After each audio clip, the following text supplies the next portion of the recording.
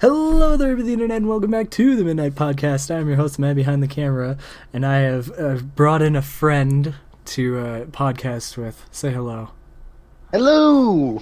All right, so I'm gonna just hop into some quick FTL as like a background thing that's going on. So if you hear some clicking and clacking, I am sorry. That's my keyboard and mouse are mechanical.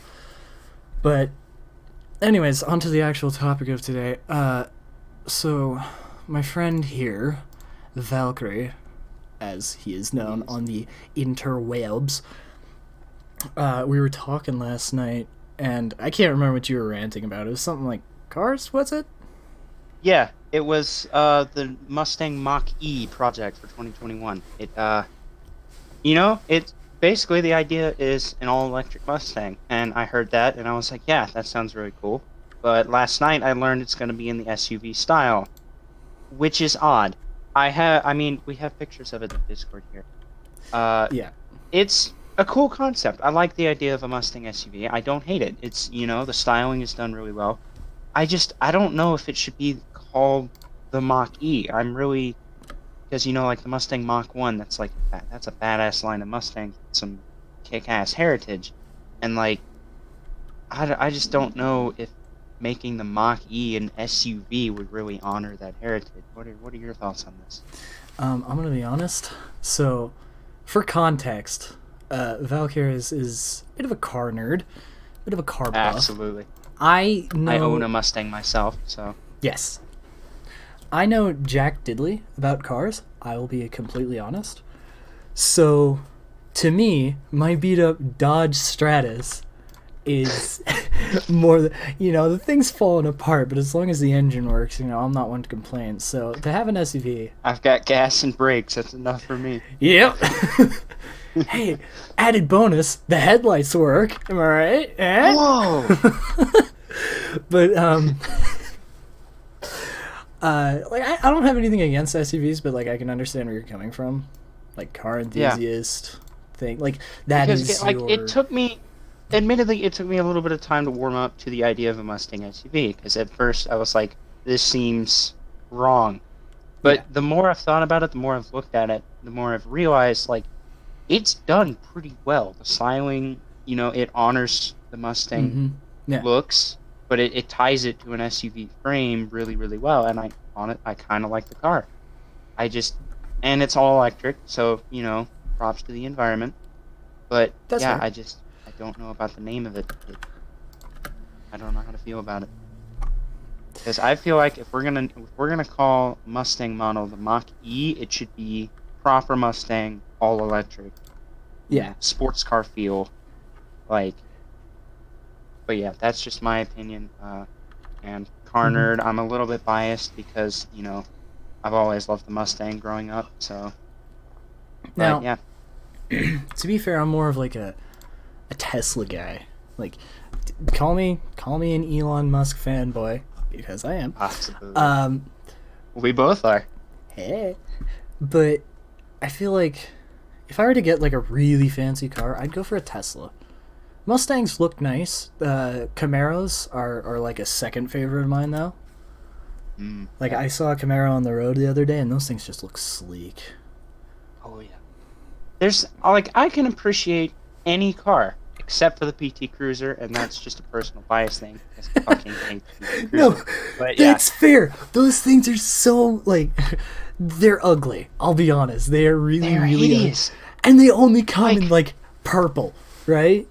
They only come in flames. purple. Some of them have wood paneling, and I'm just like, why?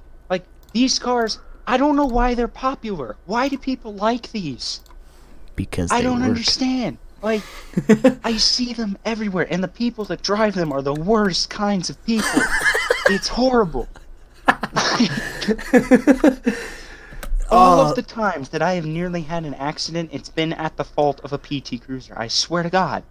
I've never really been close to being in an accident, I'll be honest. But I feel I've been pretty lucky so far. I've been driving for 2.5 years roughly, because I got my learners as soon as I could, because I like driving cars.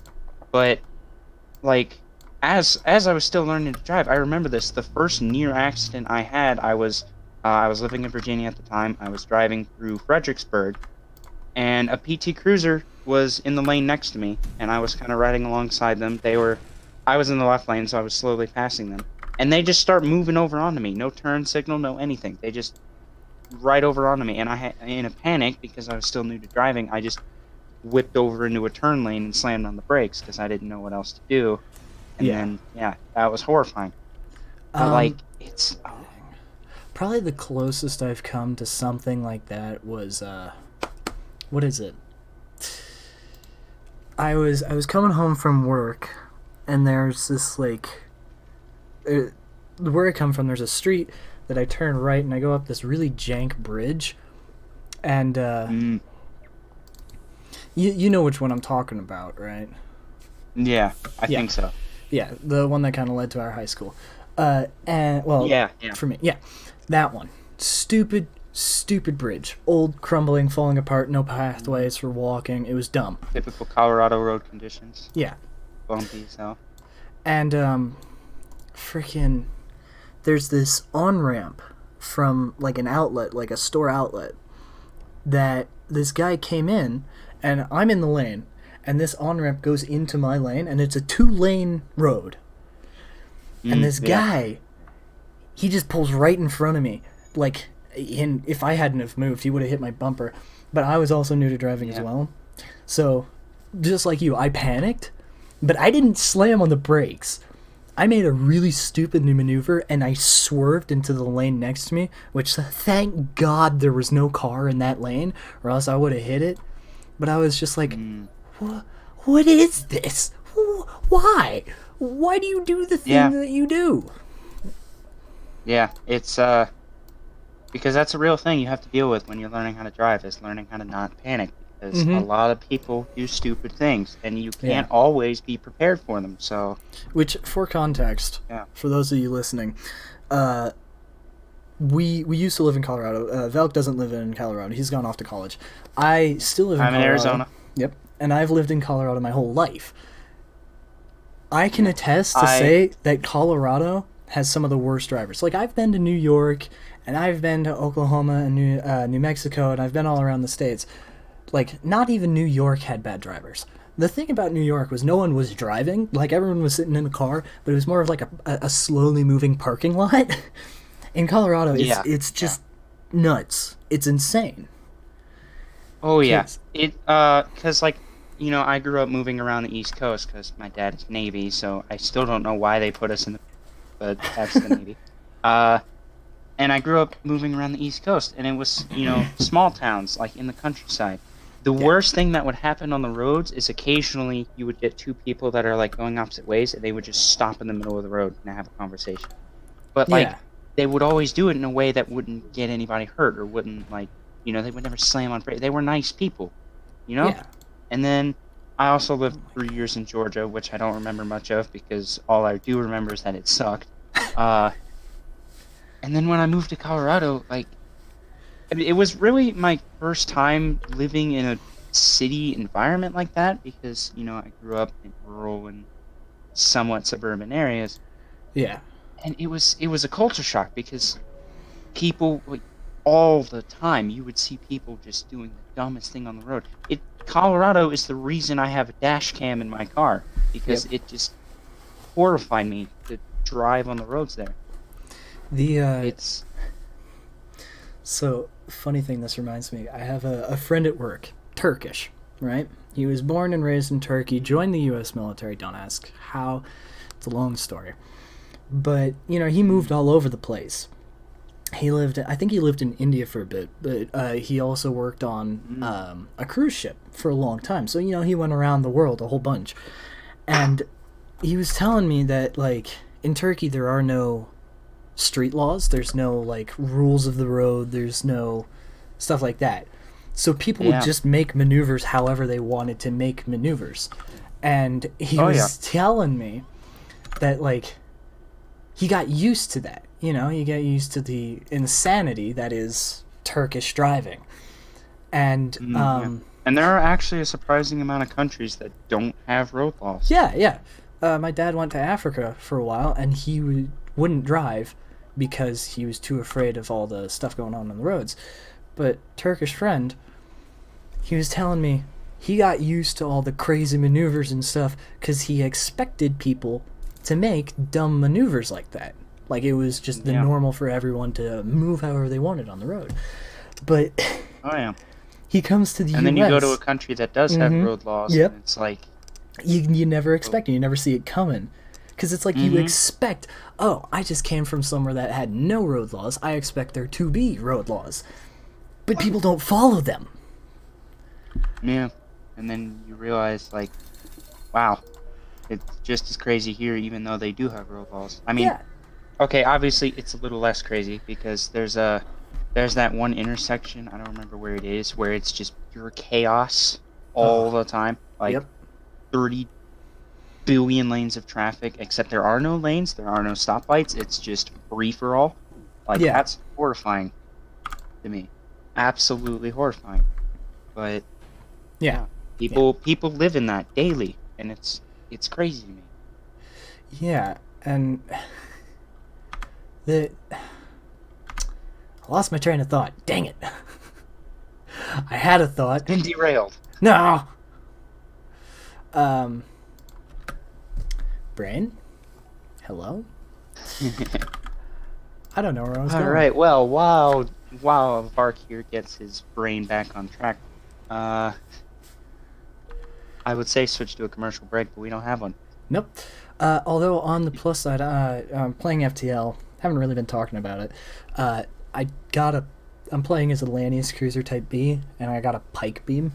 In, I think it was Sector 1. Am I in Sector 1? Yeah, I'm still in Sector 1. So I got an Ion Blast and a Pike Beam so far, and you start off with just the Advanced Flak, so I'm doing pretty heckin' good for myself right now. Oh, yeah. I'm not going to be able to beat nice early game weaponry going on. Yeah. I didn't love FTL. This game is a masterpiece, honestly. Yes. Like, I frequently talk about this. This game is, I think, like 400, 500 megabytes, and it has more replayability than any AAA title on the market. Yeah, it's always those... I love indie games for that. A good majority of my Steam library is indie games because I just absolutely love indie games. There's so much to them. Absolutely. Fun fact, the first game I ever bought on Steam was The Binding of Isaac, Rebirth. And that game, it's a dungeon crawler, inspired by Legend of Zelda, the original Legend of Zelda. And it is infinitely replayable. Infinitely. And with the new DLC and the workshop added on, you could play that game for years without, absolutely doing anything. I mean, with doing something, but it's always going to be different. I mean, eventually you'll get into a grind that's like, oh yeah, I know all the synergies now, but there's so many items and so many different variations, and it's so nuts that you could play that forever. Yeah. And what I love most about FTL is, like, I have like 59 hours in the game, which probably doesn't sound like a lot to some of you hardcore gamers out there. But when you take into account that, like, a typical run, like a good run all the way to the end to fight the final boss, it typically takes anywhere between half an hour to an hour. Yep. That's a lot of runs. And what I love about this game is, even though I've done that many runs, every time I start up a new run, I'm still learning new things. Yeah. Because, like, this game is so simple. It's not a big file size. The art style is simple so that they can save on that. But it's also effective. But there are so many intricacies of the mechanics of this game, and they all flow together brilliantly. And it's beautiful. I love it.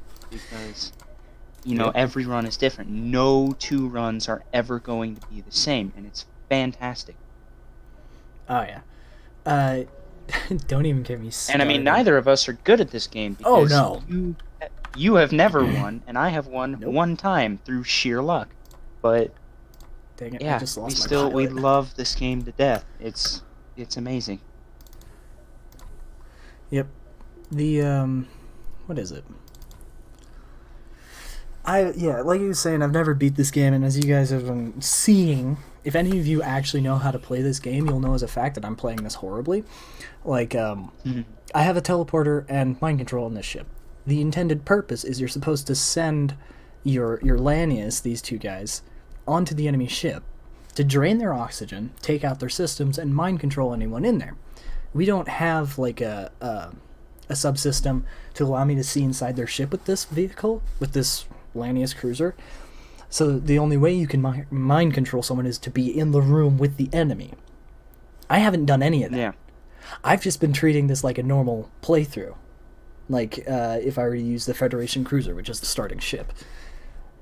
And... No, that's the Kestrel. Oh, yeah, you're right. Sorry. Federation cruiser was one I ran Which, for a long time. by the way, is one of the hardest ships in the game to get achievements on. I've always found that weird, because the ship you start with is the hardest ship to unlock different layouts of, in my opinion at least. Yeah, it's like... weird. What are they? Like, have one... Oh, hey, look. I got a guy. Crap. Oh, yeah, it was that event. I love that event because he's just so overpowered. Like, I gotta get him oxygen. Get him back, and he's max level and everything. It's great. Yeah. Okay, there we go. Oh my god. Yeah. Wow. That's the virus event. It's incredible, and I love it. I didn't know that was a thing.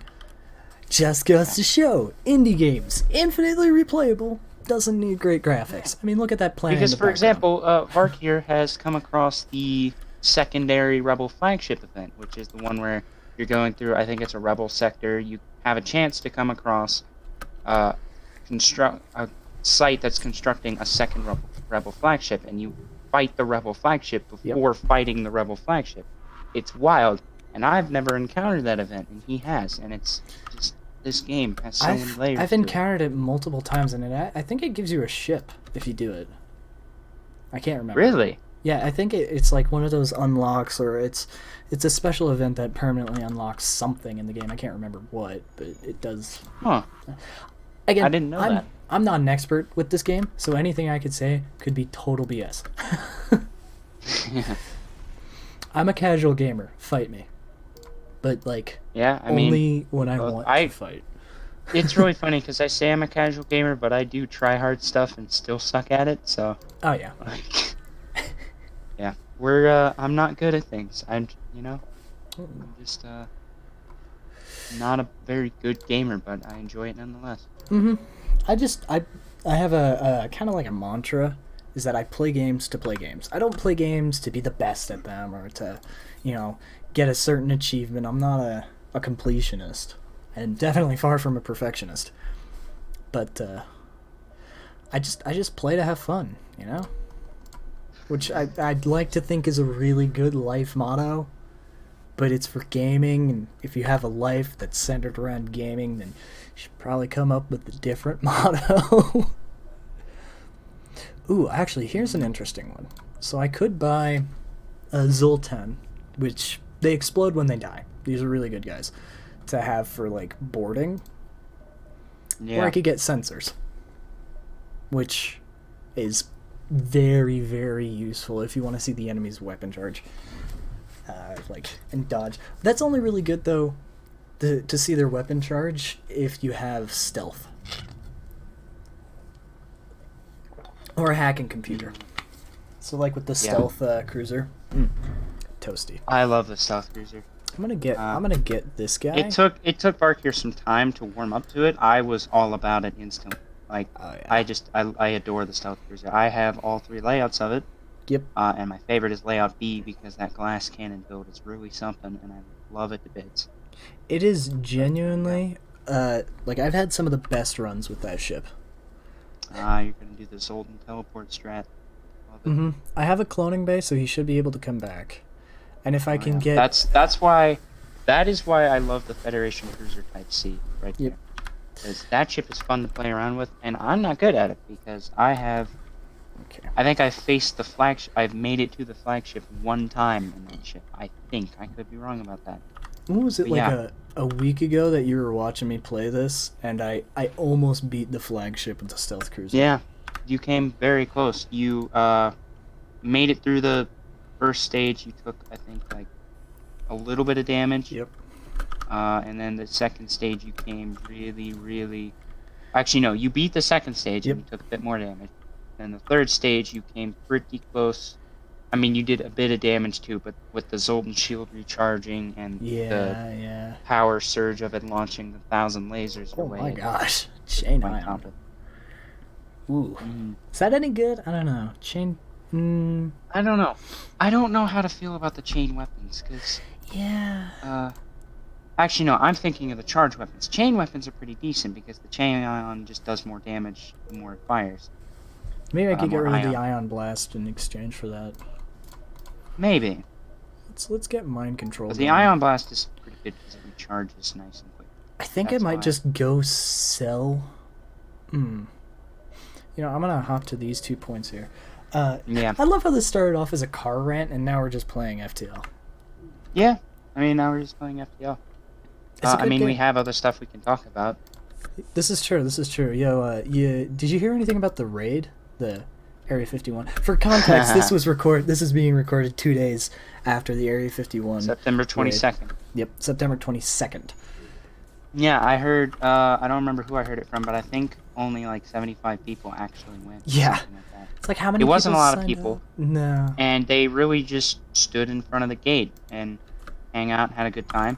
Yeah. And you know, some of the people on Reddit, myself included, were hoping for something to actually happen. But Yeah. I mean, when you don't have a lot of people that show up, it's kind of hard to do anything. So. Yep. But I mean, they had a good time. I've seen talk on Reddit of maybe making it an annual holiday. that would be hilarious.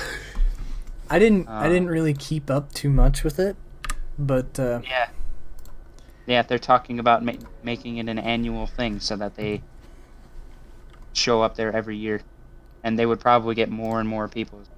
Yep. Yeah. It was interesting to me, to say the least. I was honestly kind of expecting it to turn into like a national travesty, like 9/11 levels of thing. But no, just no one showed up. Yeah. No one. I mean, people showed up. They had a good time. No one got hurt. Yeah, I think like 4 people got arrested, but that was like on entirely reasonable charges. Yeah. And then there were some people that got arrested before September 20th for going in early. Yeah. You remember that? Yeah, that was like 2 days early. What are you doing, man? Yeah. Come on. But yeah, I'm not gonna lie, I was kind of hoping that we would either find what I was really hoping for is that the government would, you know, care more about its people and its assets, and would just like, you know, if a bunch of people showed up, maybe they would like, I don't know, let them in, give them a tour, and obviously put them on an NDA because they would be seeing top secret aircraft, or who knows, Yeah. maybe they do have aliens at Area 51. I don't know. I highly doubt that, but Yeah. I believe in extraterrestrial life.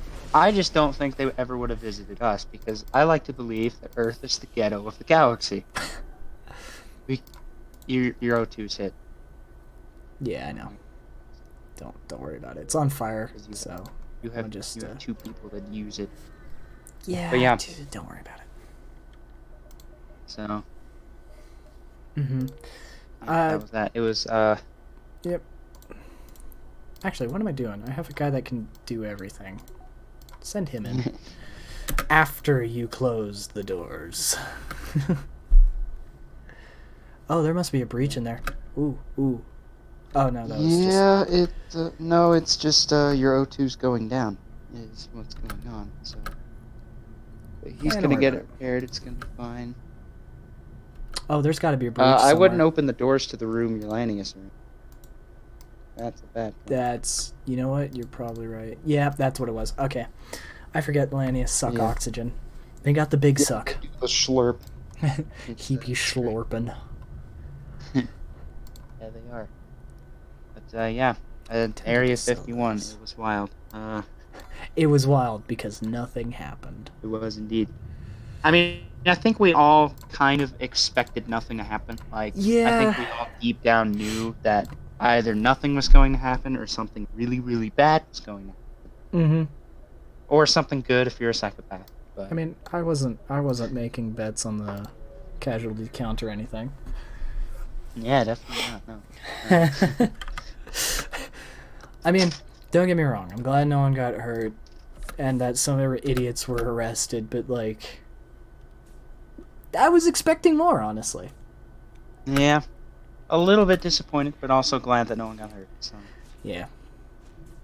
It's probably one of the better outcomes that could have happened. Yeah, honestly, yeah, because That's bad. our options as to what would have happened were uh, Lacking. a bunch of people show up, try to break in, and get shot, or a bunch of people show up, the government's like, you guys are cool, shows them around the place, there are no aliens, Yeah. or by some miracle, the government doesn't manage to shoot them all, and they make it inside, and there are aliens, I mean, I can or guarantee you there aren't aliens in there. There's no extraterrestrial technology. It's an air force base. There's experimental airships. yeah, stuff that they don't want other countries knowing about Yeah. because that's how politics works. And I'm gonna be honest, I'm a little bit of a fatalist. With the world as it is right now, what with being on the brink of World War III, that probably would have been one of the worst moves the U.S. could have made because that's revealing secret tech. Yeah, Yeah. and I mean honestly, that's kind of a good transition into politics because yay politics, everyone wants to talk Woo. about politics, but we have to talk about it sometimes because I mean you can't just ignore that stuff forever. Yeah. And what weirds me out is we're at a stage right now because I'm kind of the doomer mindset, which is something from the internet where I kind of realize like, hey, the world is dying and we're probably too late to save it. So I'm just going to enjoy the time I have. Mm-hmm. Well, what I've been thinking about lately is we there's really no reason for humanity as a whole to be divided anymore, you know? It's Yeah. like we still have these boundaries that we place. We still have all these different countries fighting over stupid reasons. And it's just weird to me. Because, I mean, think about it this way. We have the internet, right? Yes. A tool that lets anyone talk to anyone else at any point in time. Mm-hmm. And it allows for storing and sharing of any information. We don't need we don't need a Congress. We don't need a set leader. We have a tool that would allow us to be, ironically, a true democracy, like the Athenians in history, Yep. where everyone votes on everything. Yeah. And it sounds like, oh, that would get tedious. And it was in Athenia because they didn't have the internet. They had to meet up whenever there was an issue and vote on it. Yeah. But we can do that from anywhere at any time now. So, like, it's wild to me that we still divide ourselves like this. We still fight over the dumbest of reasons. Yeah. Like, call me nuts, but I want to blame politics for the reason politics are like politics right now. The world is Absolutely. divided because of politics. We created laws and regulations to keep our people safe, but we also use those laws and regulations to like segregate and separate. Oh, yeah. It's like And if we're not if we could go with like what you were talking about, like democratic and kind of like share our resources across the entire planet as though we're like a communist or well not communist but communal. Yeah, exactly. Not even like communist or socialist, just communal in nature. Like everyone in it together, in it for one, you know? Yeah. It's like we are humanity. We're not just Chinese, United States, Turkish, European. We're humanity. Scotland. Like Scotland. Yeah. Yeah. It's like I don't know, it's just wild to me because I grew up playing Halo. Yeah. And I know there's probably the occasional Karen in the audience that's probably thinking I'm about to blame video games for violence, but that's not the case. Because I grew up playing Halo, and I love Halo. Same. Because growing up playing that game, it was an underdog story. It was about humanity versus a extraterrestrial threat, a band of beings who thought that it was the heads of the organization that was tricking all of their underlings into thinking that there was this great journey, even though it was really just a massive weapon set to destroy the galaxy as a countermeasure against the Flood. Yeah. But what I loved about it, what I loved most about Halo, is the fact that you never get any sense like dividedness. It shows us a world where humanity is united. You know, and I mean, if you look into the lore, yes, there were like rebel groups. There were people that broke away from the UNSC and did their own thing. But the fact that like the civilization was on an interplanetary scale, Yeah. and the fact that for the most like we banded together against a common threat. All people of all kinds were one, and I thought that was amazing. And as a kid, that made me want to like do things for the betterment of humanity, like design spaceships, which is what I'm trying to learn how to do now. And I was like, wow, I really want to strive for the future of humanity. And then as I grew up, I started to notice and I started to realize that the version of humanity that I wanted to serve didn't exist. Yep. Because we have, we're all on the same planet. We're not interplanetary. We're all divided, and we still fight over the dumbest things. Yeah.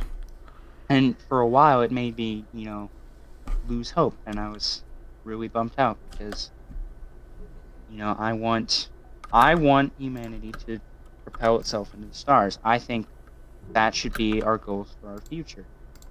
But as of right now, it doesn't look easy. That's for sure. Yeah, and like so here's something kind of ironic. So every other nation in the world kind of sees the U.S. as like a militaristic thing, and this is somewhat daisy chaining off of what you were talking about. So the U.S. is seen as a military entity, which it entirely is. Everything in the U.S. is military based. Everything we do is for the military, defense, this and anything, blah blah blah blah blah. Colonial.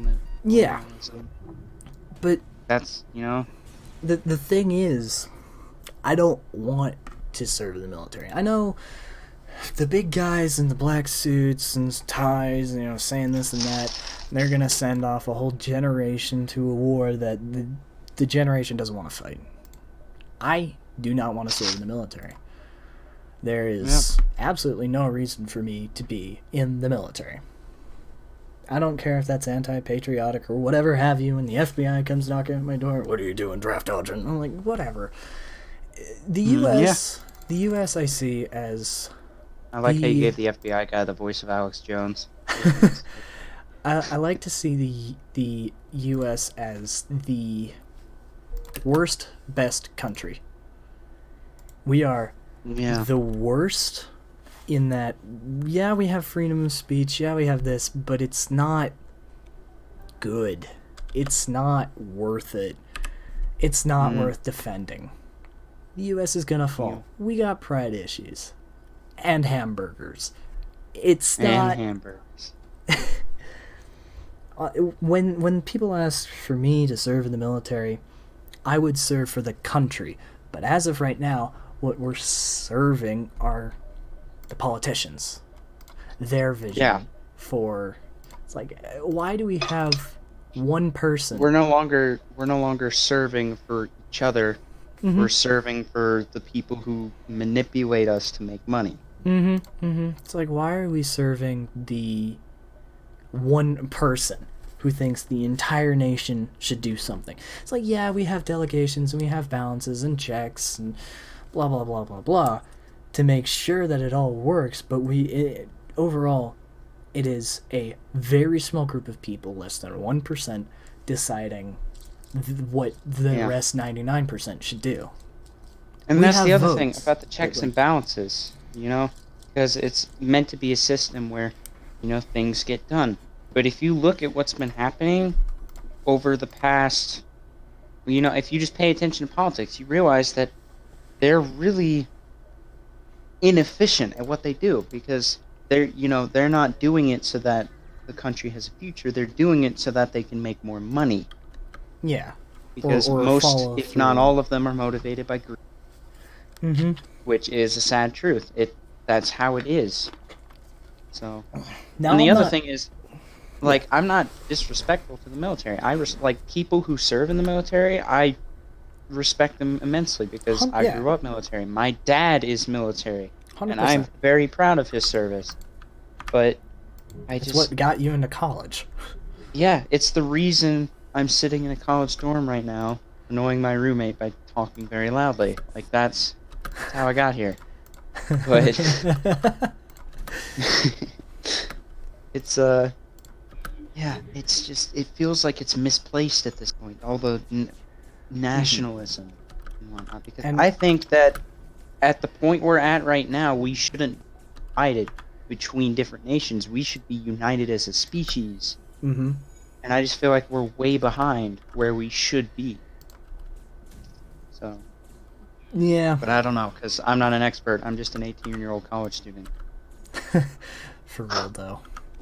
What do we know? Yeah. We're just millennials. Ugh. Yeah. Yeah, that's the other thing. People who don't take you seriously just because you're of a certain generation. Yeah. That just annoys me. I mean, to be fair, we did create memes. Yeah, we created memes. That's not exactly, the biggest achievement to be proud of. Ugh. No, but it is something we did. Yeah, and I'm And- not saying that I should be a politician. Honestly, that is the one thing I don't want to be in life. Oh, I have a mathematician's mind. I love engineering. I love figuring out how things work. If I were to if I could work side by side with someone who is famous, it would be Adam Savage, because he just builds things. He just goes. He has a spastic mind like me. And, I don't want to be a politician. I'm not one to speak on politics. I hate politics, honestly. I don't get involved. I don't keep up with them. But you notice things when you've been alive for a certain amount of time. You notice, oh, hey, our world's gone to crap. And admittedly, it's not all because of politics. There's some things here and there that, could also be the cause. But, a vast majority, I would say at over 50% of the world's issues right now, you could point back to politics. Which is sad, honestly. It's sad how true that is, because we elect these people in the hopes that they will do what we want them to do, and then they don't. They, because everyone has their own agenda, everyone has their own goals, and it seems like for most of these people, their goal is simply to gain power. Yeah. Which I find just counterintuitive, because I don't know. Maybe it's because I grew up playing too many sci-fi games, but I feel like we should. I don't know. I just don't understand why we're so divided. I don't.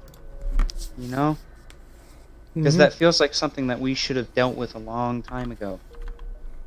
And yet we still have problems today about, the LGBTQ community still has to struggle with certain things, although they are getting more rights, which is good, because... And, the fact that, there are still countries in the Middle East and stuff where women don't have that many rights. And...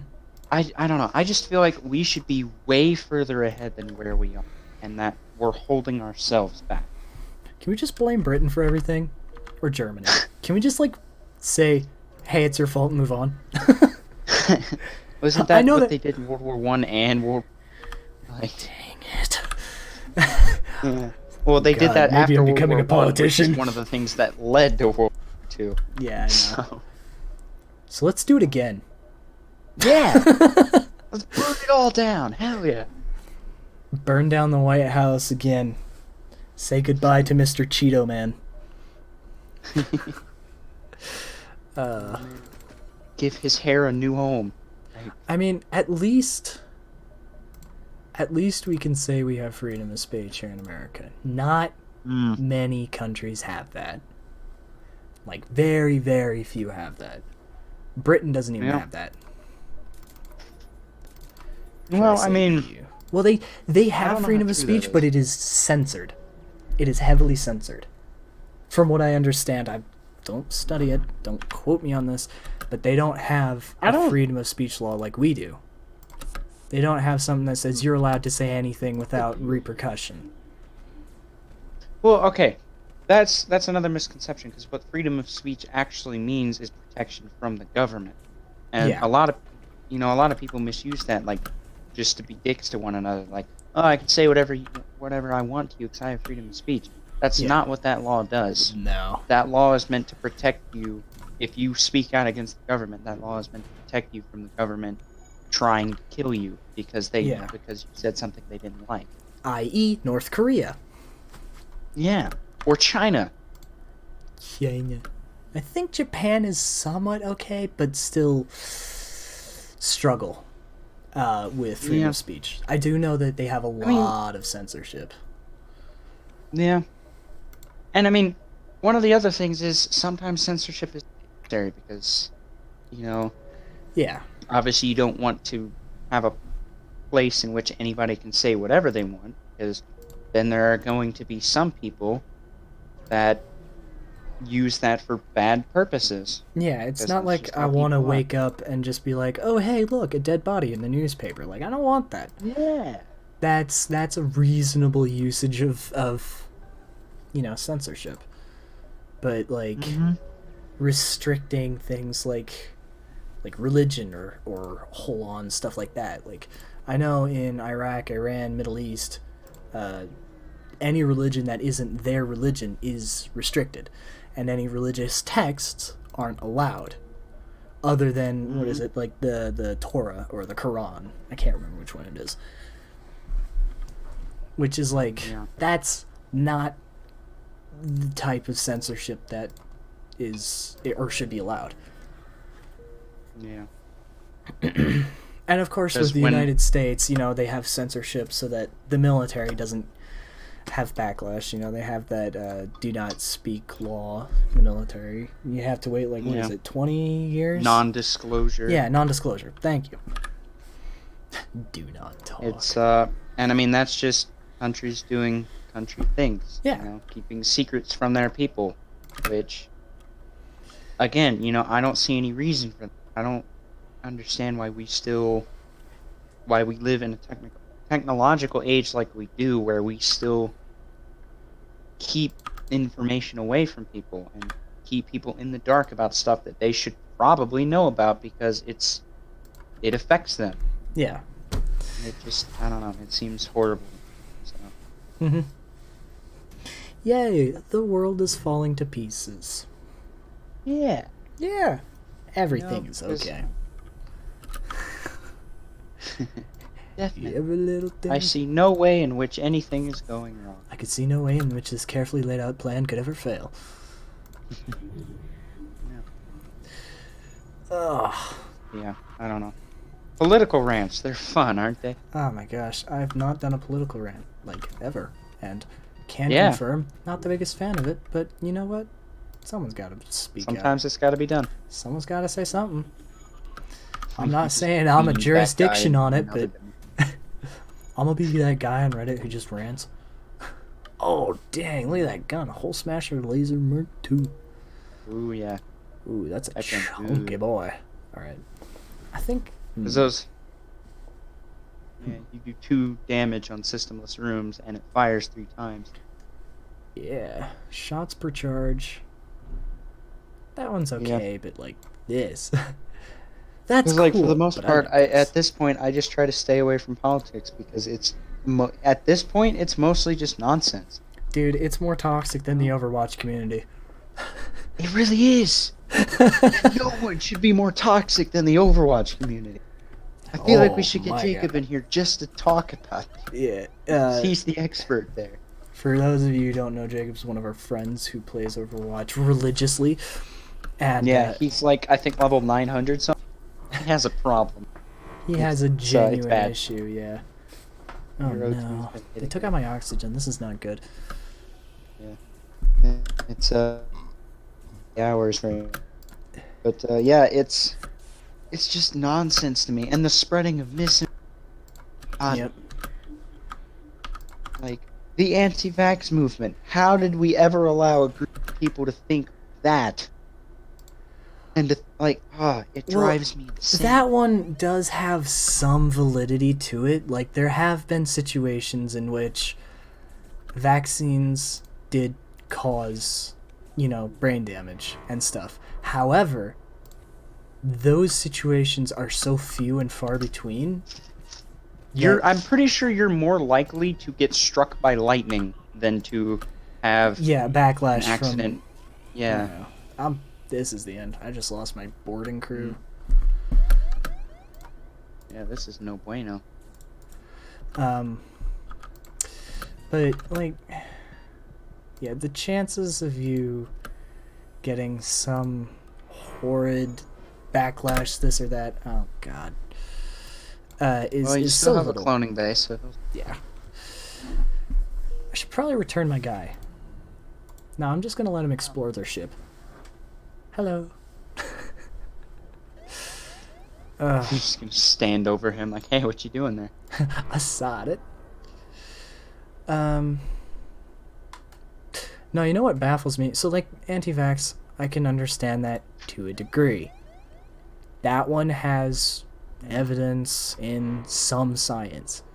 You know what doesn't make sense? Yeah, but I don't think that validates what they're saying. No. Because, no. Okay. There is danger. I mean, a very slim amount of danger that can happen. But what they're saying... That's their belief, though. If they think... It's like if you wanted to jump out of a plane with a parachute. Most people, admittedly, this isn't true, but most people would be scared to do it because, the parachute would fail. Yeah, there's a chance. There is a chance to it. That's what they're afraid of, is the chance of it happening. Which, it makes sense. What doesn't make sense is Flat Earth. I will fight them. Fisticuffs. Full on. I don't think either makes sense, because, here's... With the anti-vax movement, what they're saying is, vaccines cause autism.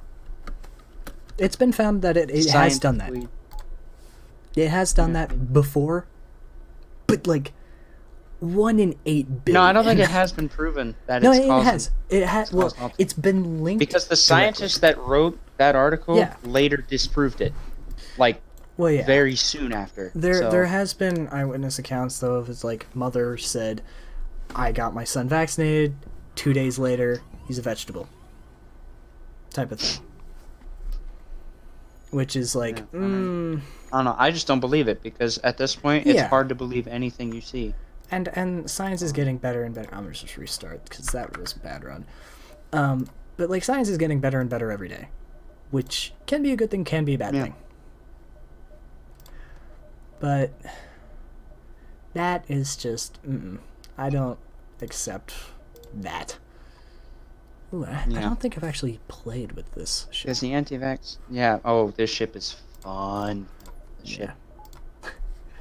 It's just so strange to me. The fact that there's this large of a group of people that actually believes that they're better off ignoring medical professionals and doing their own thing. It's equatable to medieval times, and it's someone saying, I would rather go into battle without armor. It's like some people are they would think, oh, the armor's just going to slow me down. Yeah, it's also going to protect you. And the slowing down... Like that meme I saw. Yeah. The being slowed down is not as important as being protected. Yeah. But, it just reminds me of that meme I saw from Tumblr a bit ago that was, I think it was a tweet from someone that was I took the batteries out of my carbon monoxide alarm because the beeping was giving me a headache and making me dizzy. And just the comment under it was this is what anti-vaxxers sound like. And it's so true, because it's such a backwards way of thinking. Yeah. It really is, because I don't know, they're blaming something that they shouldn't be blaming for. I don't know, because I don't even know if that's a good way to describe it. I don't know how to describe it. It's just bad. Yeah. Wrong. Stop it. Stop it. Get some help. Slap him on the cheek. Oh, hey, Bjorn. Hello, Bjorn. You will do the thing he's there. Norwegian. Oh no. Fish, stop dying. I don't have a cloning bay on this ship. I don't have a cloning bay. I don't know. And then Flat Earth is just, oh my, I can't understand it. Don't even start. There is no version of it that makes sense to me. It just defies physics, and they're like, well, yeah, it's because it's not physics. It's like, well, yeah, no, duh. You're making your own world. If you want to do that, go play D&D. Yeah, exactly. If you want to make your own world, write a novel, or play D&D, or do something. Which, speaking of which, I don't know if I've mentioned this in my update video, which I have yet to record. I'm planning on turning this channel into like a kind of like whatever I want it to be. Obviously, that's the reason I'm just ranting. An anything goes channel. Yeah, anything goes channel. No one's gonna listen to this because I don't have any subscribers on the channel right now. Wow, surprise. And if this ends up somehow magically, I highly doubt it, becoming a massive channel, and someone comes back and sees this, they're gonna be like, yeah, whatever. Or if someone uses this against me, yeah, whatever. It's an opinion. We're speaking in opinions. Exactly. These are opinions. We're not sitting here like, oh, this is, and it's a fact that it's wrong. We're acknowledging like, hey, it's an opinion. Yeah. And you are entitled to your own opinion. As I was saying earlier, this channel is just going to be whatever goes, and I do actually have a plan. You said novels. I have Google Doc upon Google Doc of crappy writing I did during high school. I have things. There are things that I threw up on Wattpad, and when I say threw up, I mean vomit. Like, some of them are good, some of them are bad. I have some cool ideas for stories. The game's paused because I'm just thinking through my thoughts. Yeah. But I have so many things. I have a series in my Google Docs called Stories of an ADD Mind, which I'm not medically proven to be ADD, but I have many, many signs that are like, oh yeah, he's nuts. Something's wrong with this dude. Something ain't right about that boy. But some of them are just I'm dying. Like, it was just, I woke up at 3 a.m, forgot that I had any writing talent, and just started smashing away on my laptop. So some of them are like, hey, this could be a cool story. And some of them are just like, hey, I'm an edgy teenager. And a lot of them are, hey, I have weird dreams. It's everyone. Dude, oh my gosh. Don't even get me started on those. I have a lot of sticky notes on my phone of different story ideas that are, like, in my opinion, are genuinely good. And I actually plan to read some of those out and elaborate on what my thought process was when I was coming up with those. Because I genuinely think I could turn some of those into, like, really good stories if I tried. Yeah. One of them... I mean, I've considered doing that as well, because, I mean, I've never really done it often before. Yeah. But writing is cool. Writing is and I've had honestly good times kind of writing in the past. Yeah. Here's the ironic thing. I love writing. I would like to think of myself, if I try, to be a decent writer. However, I absolutely abhor reading. I hate it. Every fiber of my being. I hate reading. Which, the irony there is you have to read to be able to write. The irony there is palpable, is what it is. Tasty. Oh god, I'm gonna have to jump out of here. Yeah, you're just gonna have to jump out of there. This fight is not going your way. No. Hey, you know what? I'm gonna just restart. This is Sector 1. But, yeah, honestly. There's some interesting things written down that I'd like to expand upon. I have some, like, really hyped up story ideas that I wanna sit down and I wanna do them. But I just never do. I have one that could genuinely turn out to be an amazing story. And I have the first chapter written. I haven't put it on Wattpad. And I threw it at my editor, who's a friend of mine, who's been writing way longer than I have. And they're amazing. And they gave me a real good... They applauded me. They're like, hey, this is really good. You should keep going with this. And I haven't touched that story in probably about a year. So... Yeah. That tells you how lazy I am. Also, that was a bad start. I just let myself get breached. I'm picky with my stealth cruiser. Let me have this. Hey, I mean, you gotta do what you gotta do, so... Yeah, I want to sit down. I want to continue some of the stories that I've started and start a whole bunch of stories. In fact, I might just, after this recording, shoot the wind with you with some of the ideas I have. Because, you know what? Yeah. Screw it. Speaking of which, I'm looking into GMing for a Star Wars RPG called Edge of the Empire because I think it'd be cool to write my own story based on that. At That would be anyone heckin' interested. awesome. Yeah. Not that anyone's listening. Yeah. I mean, if there happens by some miracle to be someone watching the video, I could definitely use some tips. I do know one person I've who never watches. GM'd a game in my life. I do know some people who do watch my videos. They're close friends of mine. However, they're not nerds. So. Yeah. Although, actually, that's not true. I have DM'd like a beginner game, but I didn't know what I was doing, and that game was full of memes, so. I mean, that's the best type of game. Great. Don't even tell me that's not. Yeah. I've had some of the best fun playing D&D where the GM, DM, whatever you want to call him, just goes, so you want to do a backflip onto a dragon? Sure. you want to do some crazy stuff that will 100% get you killed and are against all the normal rules of D&D. Screw it. I'm not going to stop you. Yeah. Ooh, this is not It's just looking those good. lovely moments of the DMs saying, I'll allow it. Mm-hmm. Like, I was able to kill a boss. I'm still new to D&D as well. I'm very new to that. But I'm having Yeah, I was, pain guilt at my studs. You weren't there for this, but I was playing a game. My first ever D&D, official D&D game. And it was a micro campaign. Sorry, go ahead. Quick tip for the team: always start it at the shields, do maximum. Yeah. Because once the shields go down, you do 3 damage. So that's to start at the shields. Ooh, that dodge though. So. Yeah. Anyways, you were saying? Yeah, first ever D&D game. It was a micro campaign because it was at like this little get together meeting conference, whatever. Con. Yeah. It was a convention. That's what it was.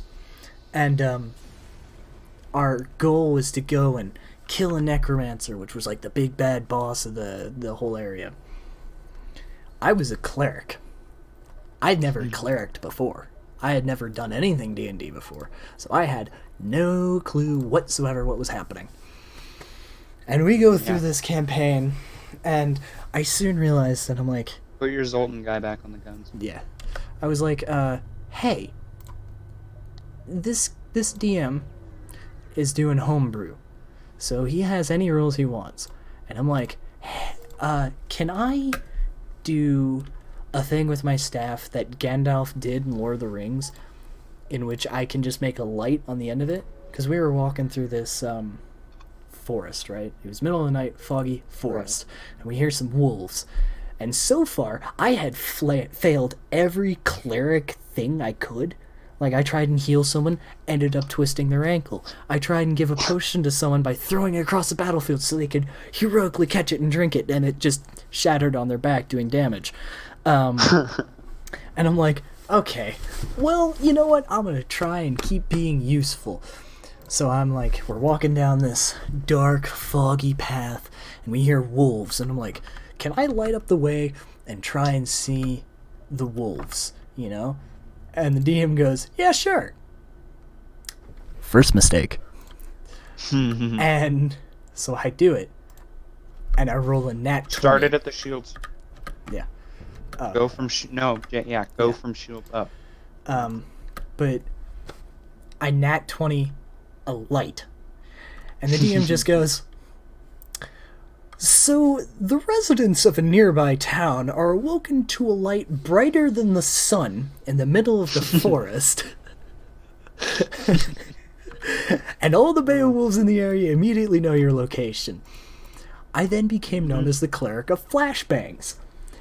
And for some reason, I could not do anything healing related.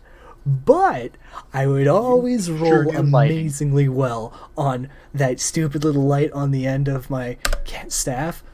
So when it comes time for us to face the necromancer, you know, we get through phase 1 pretty good, and then phase 2 hits, and our entire group is just getting demolished. And I'm like, I could heal, but that's never worked. Yeah. So, what can I do? And I turn to the DM and I go, can I attack the necromancer with my light? And recently, one of my friends had rolled like his special ability that allows you to do damage twice. And ah, crap. He turns to me and just goes, "Everything is hopeless? Sure." So, I roll nat 20. And I end up one-shotting the necromancer's second phase with the flashbang. Yeah. And that's what I love about D&D is you can do stupid things. Absolutely You can do stupid. whatever the hell you want. It's beautiful and amazing. And it's I have this special love for Oh god. for creating worlds. I just love making worlds. It doesn't matter if it's fictitious. Absolutely. It doesn't matter if there's flawed physics that shouldn't work and would never work in nature.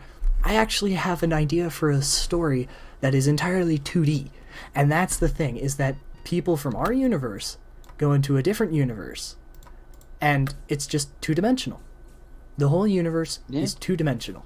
And they're just blown away at the fact that the world is no longer in 3D. It's in 3D, but it's 2D, but it's like... It's a weird idea that I fleshed out in my mind, and I never wrote anything about. I even came up with characters for it, which is rare for me. Oh, God. But yeah.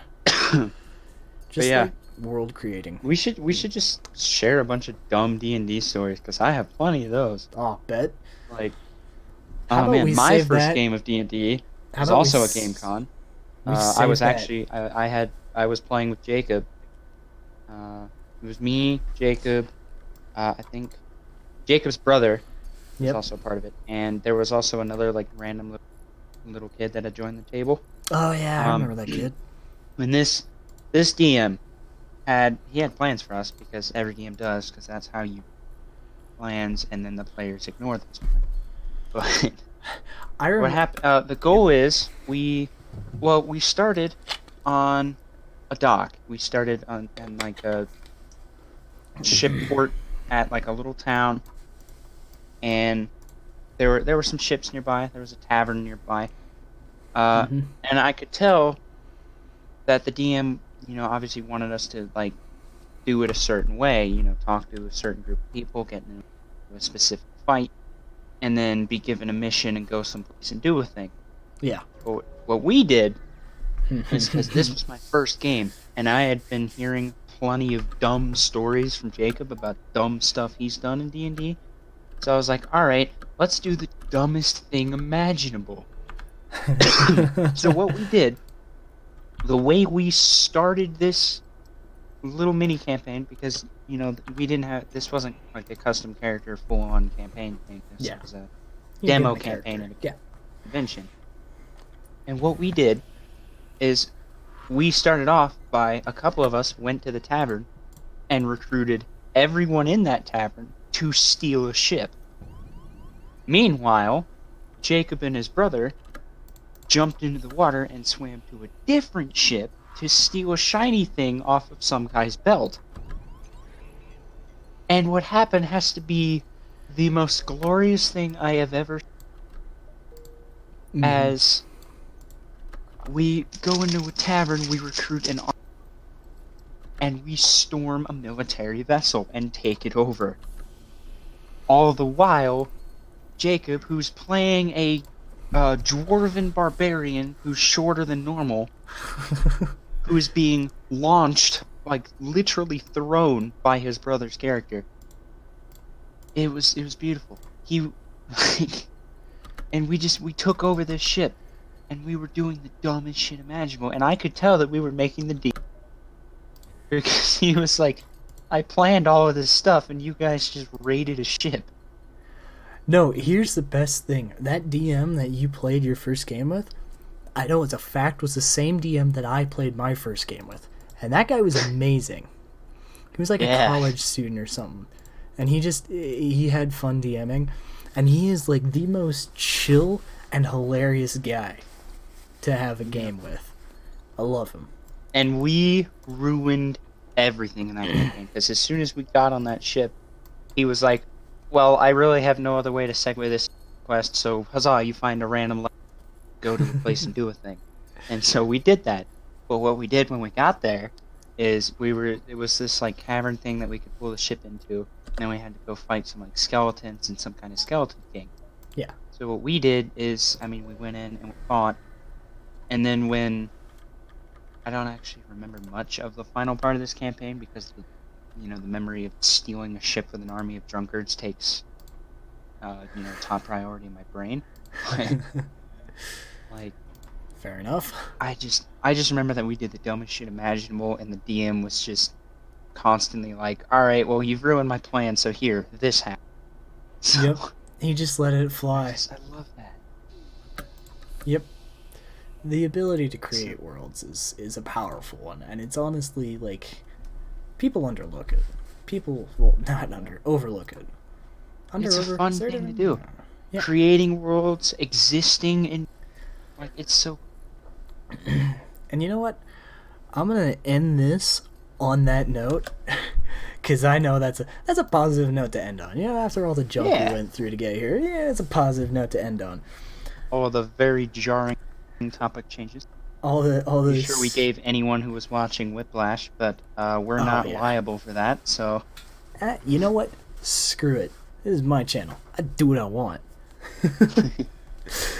Alright. Thank you all for watching, if any of you are watching still, somehow.